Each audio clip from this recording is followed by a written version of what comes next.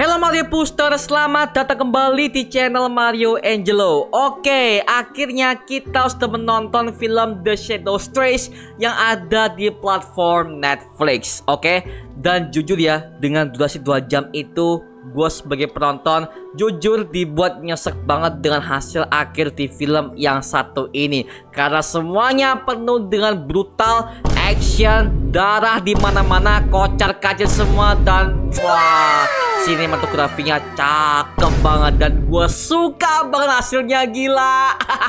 Oke, berikut ini adalah review kita mengenai film The Shadows Trace. Sikat coy.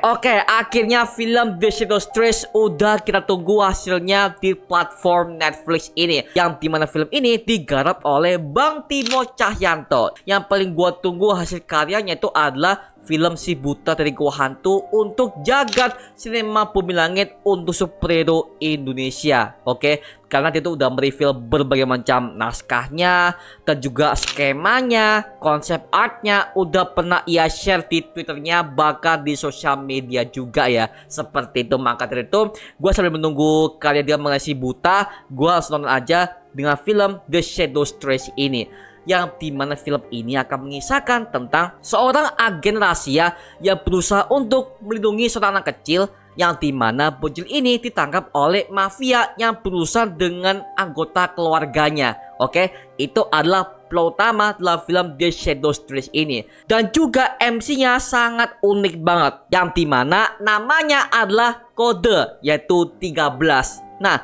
kata 13 ini bisa gue asumsikan sebagai angka yang paling sial di seluruh dunia. Yang dimana hal ini nyambung banget kepada MC-nya. Karena dari awal, pertengahan, akhir, dan pas gua tonton per adegannya, wah, gua brutal banget di cewek ya.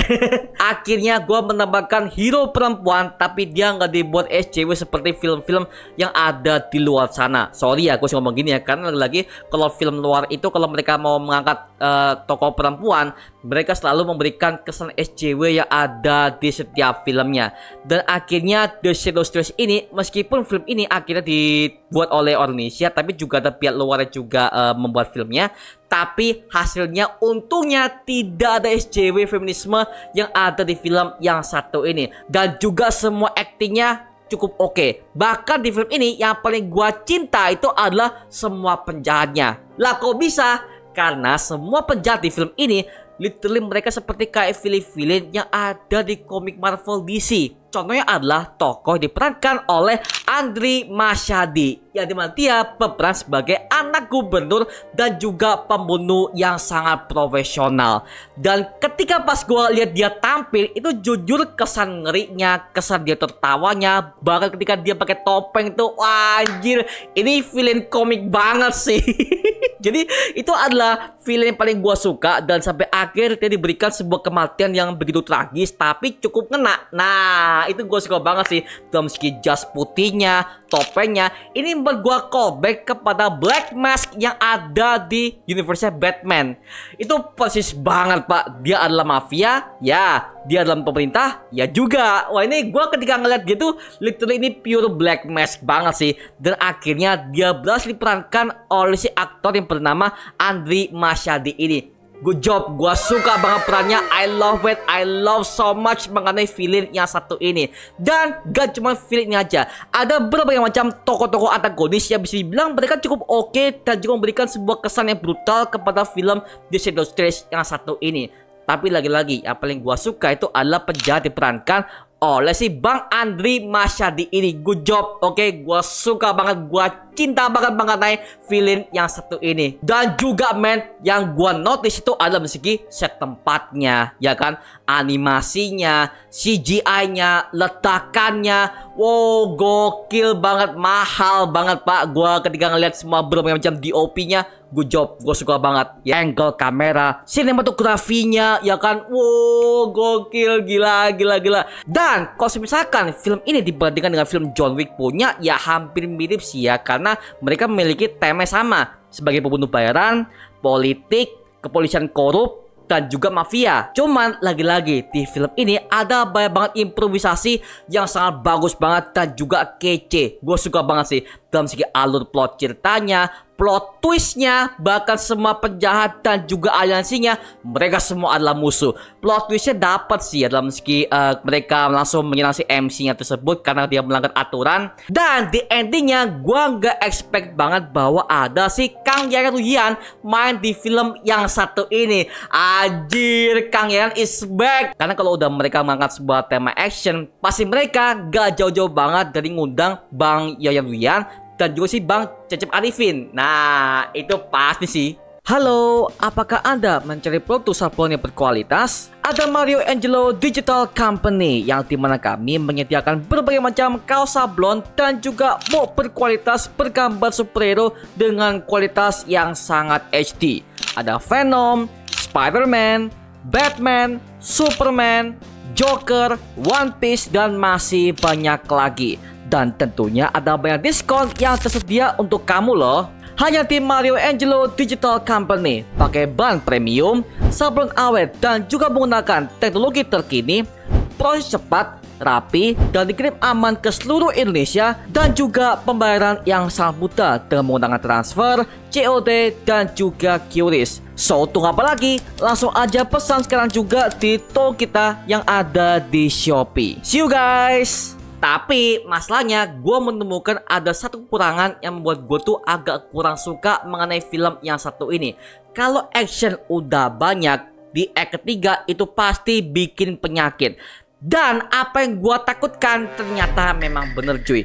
Di act ketiga pas dia bertarung dengan gurunya sendiri, itu jujur kelamaan banget cuy. Sumpah itu kelamaan banget dan gue sebagai penonton dibuat cukup ngantuk mengenai adegannya. Karena apa? Karena dari awal pertengahan lu udah kasih actionnya full. Di act ketiga itu adalah momen revealnya, moment of truthnya. Tapi di act ketiga lu kasih fightingnya udah kelamaan banget.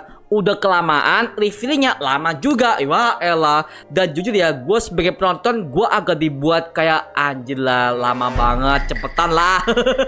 Gitu, serius loh. Makanya gue ketika pas lihat hasil endingnya, ya elah, ketiganya kok malah dibuat kayak agak kurang gitu loh, seperti itu. Tapi lagi-lagi kita diberikan sebuah visual yang oke, darah di mana-mana. Ya mungkin itu sebagai jembatan untuk menutupi kekurangan yang ada di film yang satu ini.